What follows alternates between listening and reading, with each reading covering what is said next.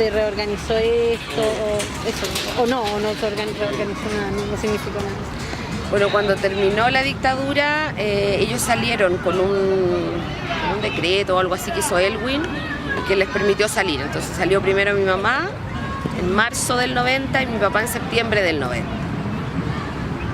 Y ahí empezó la segunda parte, porque la lógica para nosotras, para mí y para mi hermana, todo esto yo lo vi con mi hermana, que tenía 2 años menos que yo, es que cuando terminaba la dictadura se terminaban las cosas malas, porque todas las cosas malas tenían que ver con Pinochet, todo lo malo era él y todo lo bueno era lo que iba a pasar cuando él no estuviera.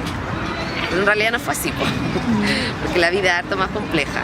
Entonces cuando mi mamá salió de la cárcel, para empezar salió en pareja. Entonces nosotras, no sé, teníamos todos unos planes así de que íbamos a vivir las 3, de que íbamos a tener un montón de mascotas, de cómo íbamos a arreglar la casa súper hippie. Y no, pues mi mamá salió en otra, salió como en pareja y como en plan nueva familia, y nosotras ahí, y mi papá salió casado. Entonces como cada uno con su nueva familia, yo en ese tiempo nunca me di cuenta de todo esto, yo esto lo he desgranado ahora vieja, pero en realidad no hubo un espacio para nosotras, por lo menos el espacio que nosotras necesitábamos, que era tiempo full para nosotras, porque llevábamos 10 años esperándolo. Estábamos esperando 10 años a que salieran, 10 años por esa vida que íbamos a tener, ya se habían separado, pero igual pensábamos que íbamos a ser el centro. Y no fuimos el centro, nunca fuimos el centro. No fuimos antes, cuando no nos eligieron, porque la revolución era más importante. No fuimos después porque estaban presos, no fuimos después porque tenían nuevas familias. Y yo creo que ahí empezó la etapa más jodida, no en la dictadura. En la dictadura teníamos mucho miedo, pero había un culpable y era muy claro. Y eso te hacía sentir que tus papás eran víctimas nomás de lo que les estaba pasando. Pero cuando termina la dictadura, ellos pueden elegir. Y eso que se había roto entre nosotros porque nos dejaron muy chiquititas, no fue fácil de recomponer. Yo diría que nunca se recompuso nomás, nunca hasta hoy día. Tengo 39, voy a cumplir 40 y no se recompuso, es como que algo se rompió ahí y después como que se volvió a armar, pero es como cuando armáis algo que queda con la marca, y queda con la marca para siempre. Y cada uno con su nueva familia, porque mi mamá después tuvo hija, que es mi hermana que ahora se estaba yendo, mi papá tuvo otra hija con su nueva señora, y es como cada uno estaba en su nueva vida, con su nueva pareja, con su nuevo proyecto, y nosotras ahí, como una cosa un poco anexa, un poco incómoda, y sentíamos eso, pues sentíamos esa incomodidad. Yo en ese tiempo era muy conciliadora, entonces yo trataba de que no hubieran problemas, yo era como la hija mayor. Entonces no hacer problemas, no hacer atado, no molestar, que no hubieran pelea, y yo era como salía con mi amigo y trataba de no molestar. Y resolvía sola, criteriosa, atinada, madura, demasiado porque tenía 13 nomás. Y mi hermana era la que molestaba, la que hacía atado, la que hacía escándalo, y yo trataba de conciliar todo para que no hubieran pelea. Y yo diría que la peor parte en realidad es ahí, es cuando tú te das cuenta que en realidad todo lo malo que te ha pasado no tiene que ver solo con la dictadura, sino que también tuvo que ver con opciones de tus papás. Porque cuando ellos están en posibilidad de elegir, de nuevo no te eligen, que es lo que yo me di cuenta vieja. Ahora, yo de esto me di cuenta a los 30 años. Cuando yo tuve a mi hija, y mi hija cumplió 5, yo me acordé de mis 5 años. En mis 5 años yo estaba viviendo en una casa en Temuco, en clandestinidad, y mi papá, yo encontré un arma, y mi papá trató de decirme que era de mentira, pero yo sabía que no era de mentira, y entonces me agarró y me empezó a contar qué había pasado con la dictadura a los 5 años. Entonces me contó de Pinochet, me contó de Víctor Jara, que le habían roto las manos, me contó de la gente presa, de las torturas, de que los estaban buscando para matarlo, y que si yo decía quiénes eran, los iban a matar.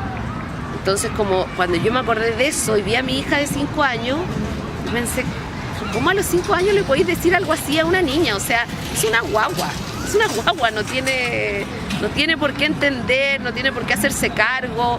Yo de ahí para adelante siento que he sido responsable de guardar el secreto, responsable de portarme bien, responsable de atinar, responsable de mi hermana chica, que era 2 años menor, pero ella era chica, se portaba como niña y yo no. Y cuando yo vi a mi hija de 5 años fue como, o sea, qué locura, es como a quién se le puede haber ocurrido haberme hecho responsable a esa edad de todo lo que pasó, de todo lo que estaba pasando. Porque el país estaba en emergencia, es cierto, y hay una responsabilidad ahí que tiene que ver con el país, con la dictadura, pero también hay una responsabilidad de los grandes, de tratar de proteger. Y yo creo que en ese momento, no creo que haya sido por maldad, yo creo que eran muy jóvenes y yo creo que la prioridad era la revolución antes que todo. Y la revolución era prioridad incluso antes que nosotras, antes que nuestro bienestar, antes que nuestra seguridad, antes que protegernos. Y eso es algo que tiene toda esa generación militante. Yo ahora estudio el tema además, yo creo que también estudio el tema de la militancia en esa época, también para entender a mi papá y a mi mamá y lo que hicieron y no asumir que en realidad son locos o que son malos, sino que son parte de un proceso histórico donde la revolución estaba tan cerca y era tal la emergencia que no nos vieron, que a los niños y niñas de ellos mismos no nos vieron, era como no nos veían, no éramos prioridad, no éramos... Y yo creo que es justo en los 90 cuando nos pegamos el choque, porque ahí se acaba la dictadura y no se resuelven todos los problemas que teníamos como familia. ¿No es cierto? Nos llega ese minuto feliz así como... Primero no llega porque la familia no es eso con lo que uno había soñado. Y segundo no llega porque la promesa, además de mis papás, que eran revolucionarios, es que la dictadura se acababa cuando se hacía la revolución, ellos llegaban al poder y vivíamos en un país socialista, en libertad, donde no había niños pobres, y no se cumple tampoco esa promesa, que es doblemente doloroso. Si hubiera sido como en Cuba y a ti te dejan, pero resulta que después todo es como te dijeron que iba a ser, tú pensarás, que es lo que yo pensaba cuando era chica, bueno, este es mi sacrificio personal para el bienestar de todo este país, pero tampoco. Entonces, yo diría que fuimos una generación de hijos e hijas de militantes, que es como la identidad desde la que estoy hablando, que fuimos pospuestos y que fuimos sacrificados por una promesa que no se cumplió.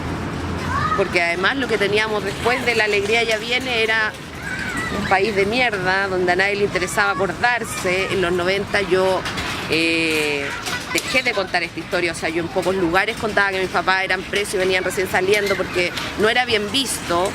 Hoy día por lo menos son entendidos como víctimas, pero en ese tiempo eran terroristas nomás. Entonces era como, no contarlo en ciertos lugares, tener como esta doble vida. En algunos lugares te hacías la niña normal, en otros podías contar de verdad lo que te había pasado, pero en realidad ninguna promesa se cumple, ni la familia feliz que esperaste los 10 años, ni el país socialista, amoroso y solidario que te contaron que se iba a lograr gracias a tu sacrificio. Entonces como el batatazo.